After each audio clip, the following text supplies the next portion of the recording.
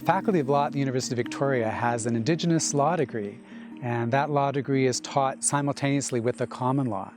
And what that means is that students can come to the University of Victoria and over 4 years learn about Indigenous legal traditions and also learn about how law is practiced more generally in Canada. It's so wonderful to learn the law through story and through plants and through animals and recognizing the patterns of the natural world around us that then guide the way that humans organize ourselves and our societies has been really very enriching, a very enriching, kind of wholesome feeling at the end of every day.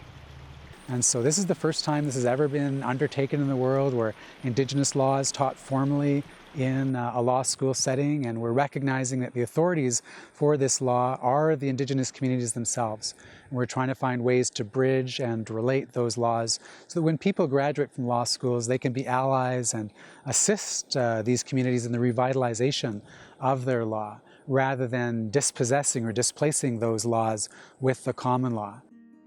I came to this course because I believe that a substantial part of what will make my First Nation better and more capable of being self-governing are thinkers, legal thinkers that aren't confined to the common law and that can take Tsimshian law or the Adauch and the Ayauch and build or understand a legal system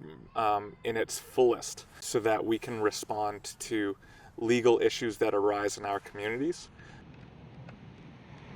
Our methodology is to compare and contrast Indigenous law with the common law through the 4 years of study. Some of those classes, like the class I'm teaching, is Anishinaabe constitutional law. So I will teach about the law that flows from the earth, but I'll also teach about the constitutions that Anishinaabe people are signing and the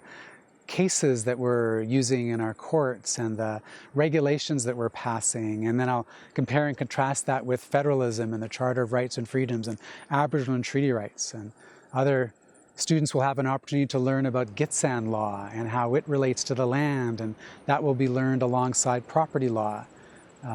Other parts of the courses, students will take Cree law, and they'll learn about how to deal with harms that Cree law has in accordance with its stories and language, and then they'll learn about the criminal law in the Canadian context. So they'll have these experiences in the classroom, which we call trans-systemic or learning in a kind of a legally pluralistic way. And then the students will get an opportunity to do 2 4-month-long field courses where they actually work in communities and use Indigenous law to answer questions that the communities have before them.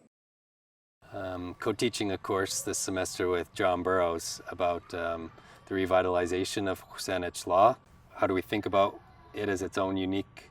or distinctive legal order, and how does it work? From the start, had very much wanted this to be a partnership with the Coteaching Nation. So early on in planning this course, we met with representatives of the nation and the board of the tribal school here where we're at, the Theronlu Tribal School, asking if this is the type of course that would be of benefit to the community, what the course might look like, and how we could structure it to be mutually beneficial for both the students in the University of Victoria and for the community. So it's been a wonderful opportunity to get together with knowledge holders from different communities, elders, learn from the land, go to different places and really immerse oneself in the learning environment, and that environment being the land as both the teacher and the classroom. It's been very formative for me and has given me, and I'm sure others, the opportunity to think through the different types of ways that the law can present itself or can sort of manifest itself. I think that often we feel sort of disconnected from the law, like it's something that happens somewhere else and other people write it and we